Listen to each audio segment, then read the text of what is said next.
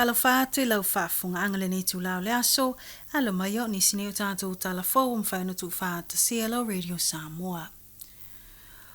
O lo tu ina mai pēla apta inga mawhautuanga i le ono o mai i lau whanua o New Zealand, o le a whaa vai anu le whai ungo le vai aso, ma o se tūlanga lo o whaasolo ai pēa ngā luenga mātai tū, a le ofisa le vai tau, ma o whaali ai fo i le tanga i nisio vaenga i le ala o lo o anga i mai ai le a whaa.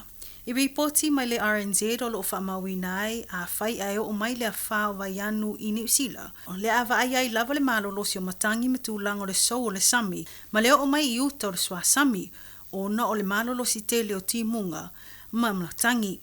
Whailo e ono a fia mua whaito North Island i se taimi o le aoli i le anga i atu le a fiafi o le aso tō nai, ai o le aso saa o lo whamawina ai lava e o mai ai le a wha i New Zealand. O lo iai le a whai lona vaenga lua po le Category 2, ma o lo iai matangi i le se lau kilomita i le tū la. Whaalia le ono toia a fia i fo i o nai no fuanga mpito nuu, na a fia mua i le amatanga o le tausanga i tū langa lolo wao le tau. I le taimi nei o lo talia pēr wha maumau tutu. Ai watu ina mai i tua i le official wa ai tau fautuanga mo matangi malolosi, mo le atunu atoa, mo le aso sa lea.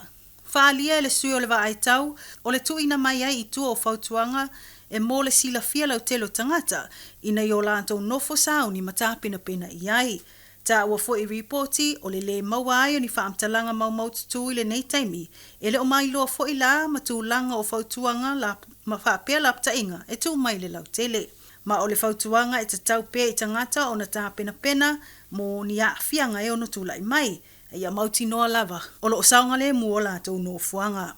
Ai le tu mai ai se whaamtalanga le li pāle mia na ia whailo ai le tāpena o au unanga ese. I tūlanga ma ale o iai le tala o le tau, mo le ono a whāti ai o le hatu nuu. Nisi o tala wa lipo tia mai neile o mai o whaamtalanga mai pisinisi tau i swau o ma le pinsini. Wa whautua inai avita avale umai le ono wa ai o le amata pau te isi ai lalo o le tau o le pinisini. Amata tulewa yaso lumana nei, e ui o lo whaalia nisi o avita avale e whaonga aina le tiso o lato popolenga i le ono o atu i le whata lai le lita o le tau o le tiso. I reporti ma le ti o whaavau malo New Zealand po le RNZ na whaalia ai o nei whaamtalanga na afua mai, i le whaalau ilo ai le malo a Amerika, o le tau fia ai o le lato tau ama Iran, ma o lato wa ai le pau o le tau o swau. O se talau whaailo ai la ngona fia o le whaululunga o le Waiatamo Group Simon Palm, na ia tā ua o se tala le leilea mo le tūlanga o le tau o pensini mo tangata lau tele.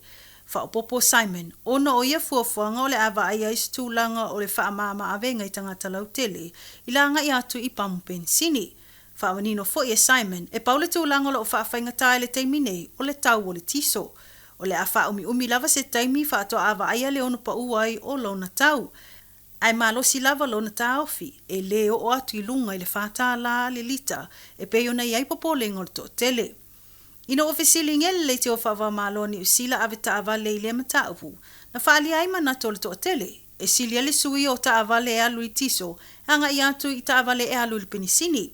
O nisi o whaalia, pele te tau foi la o na amata o na ngalulu e atu le to tele mai i o lato whale. Bo whaalia foi o no o tūlanga o le mauai o whaamtalanga i nisi o paum penisini, o lo whatau inatu le tiso i le torta la iwa i le lita, ai mō loli te tele, wo o atu lava le whata la lua se fulusene i le lita, i whaitu o Bay of Plenty, whapea Waikato. I nisi o whaamtalanga o tā uai o Newton lava ia o lo o lato whaamawina, e leo na wa aia lava le pau, e peon whailo i nisi o i tū malo New Zealand. I tala mulmuli o le whaai unga le maasina tā luai na whaatino ai whao unga nisi o lato na o tawina i le Manukau Institute of Technology and Unitech.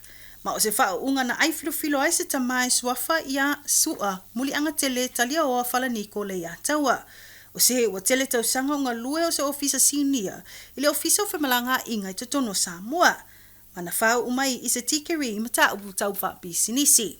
O se matati a maoa e lea mo le neita maa i le telefo i o lui tau na whengai maia, peitai na whinau lava ina ia maua se whailonga maawalunga, i le tu uai fo i o se ngā luenga o silia ma le luasfo 5 tau sanga o ngā lue puna wa iai. I se pepo whamtalanga ma le university o mta upu tamtata ese. Na whaailoa ai, le malanga mai o sua i New Zealand, i le taimia o pepesi ai le wha ama ir COVID-19. E whaatasi mai si ona ainga. Mana ia whaalia o fuafuanga i le nā taimi o le tira lava sa ili ngā luenga mga lue ai. E beitai, na suia lona ma fau ma nga i loa e whaau a onga. A matatu i vasenga e au i naile ngana Britania. Ma whaasolo atu lava i mata upu tau tipi loma. Ma ngai atua I lava e whaatino lana tikiri.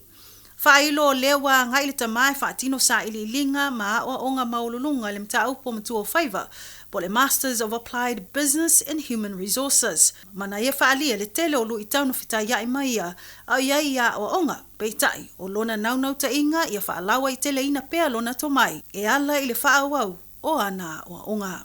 O tato telefona o tu whaatasia lau Radio Samoa mo le nei tu la laso whaaftai whaafunga mai tau whaasoi fua.